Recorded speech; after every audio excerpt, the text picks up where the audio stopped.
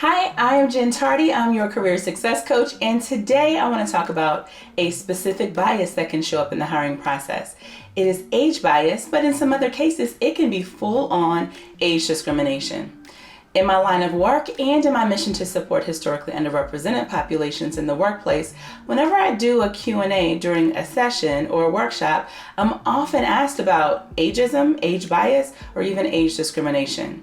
When you are an older, unemployed professional, let's say in your late 50s, how do you survive and what strategies should you employ to navigate through these difficult times that we're currently in? Great question. Let us unpack that. I believe that the more you know, the better equipped that you will be to navigate age bias in the hiring process. So stick around, we've got a lot to discuss.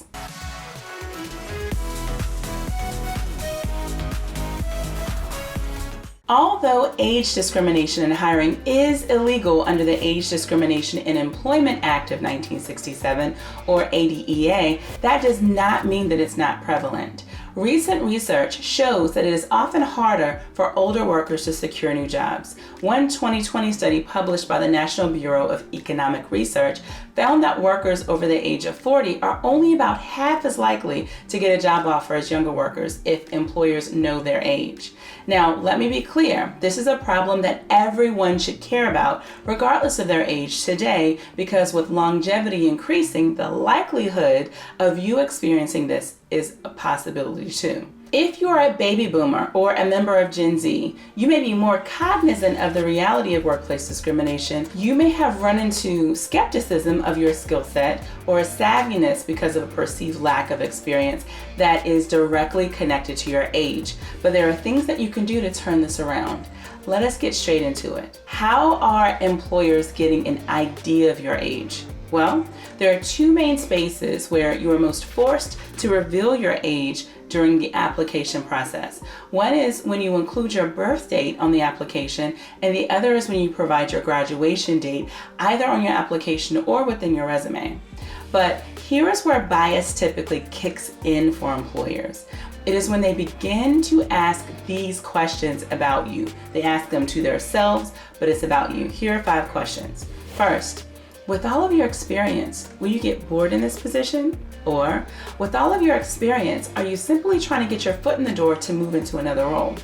Or, will you not be in this position for long at all, such as maybe you're thinking about retiring? Will you understand technology and best practices? Or, will you want to be paid for that experience and not necessarily for the level of this role? And again, the ironic part is that it is likely that they are not going to ask you any of these questions. They will instead make assumptions to the answers without you. So your goal while you're on the job search is not to waste your time trying to figure out if the employer is discriminating against you because of your age or is embedding bias. I would rather you spend that energy to be as proactive as possible to dispel those objectives before they ever even become a thought in the mind of the employer. So let me be clear, age bias can be a factor, but it does not have to dissuade you or define your steps in your job search journey. Although some employers might look for people who are younger and less mature hires, I want you to remember that older workers have lots to offer, and many smart organizations know it, and you should know it too. So let us go back to the earlier list of questions and let us discuss the right strategic answers. So the first one was, with all of your experience, will you get bored in a position? Okay, use your resume to make sure that the job to which you are applying looks like it will be a perfect job or the perfect job for someone with your level of experience. Use words during your interview to tell the employer up front that you think that this will be the perfect job for you and give them reasons why. Focus on your strengths. With age comes wisdom, perspective, maturity, experience in both work and life. You've got this. Next, with all of your experience, are you just trying to get your foot in the door to move on to another role? Now, let's go back to the tip in number 1. Make sure that the employer knows that this is the best job for you and what you can bring to the table with your experience. Market yourself around the important qualities of the job. Keep your skills updated and seek training if you're a little rusty or if you're interested in adding new tools to your toolbox. So the next question, will you not be in this position for long, like retirement? Volunteer information regarding your intentions for not retiring anytime soon. And do it proactively. Let them know that you are in it at this workplace for the long haul. Experienced hires really do have a leg up in their job search. You can use your decades of work experience and diverse, nuanced background to your advantage by positioning yourself as a consultant rather than an employee. Have you ever considered that as a career opportunity? Let's move on to the next one. Will you even understand technology? Here's what I want you to do during the interview. Talk proactively about how you use technology to do what you do. Again, if you're a little rusty, take a few online courses or watch relevant YouTube videos to stay up to date. The next question, will you want to be paid for your experience and not for the level of the role? Talk openly and proactively about the research that you've been doing on the position and share with the employer your salary expectations for this particular role.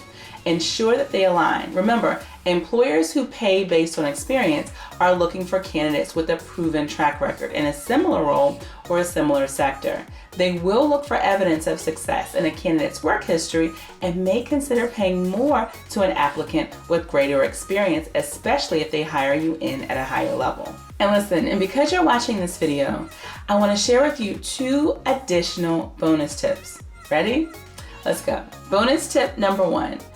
Understand what being older generally correlates to: more experience.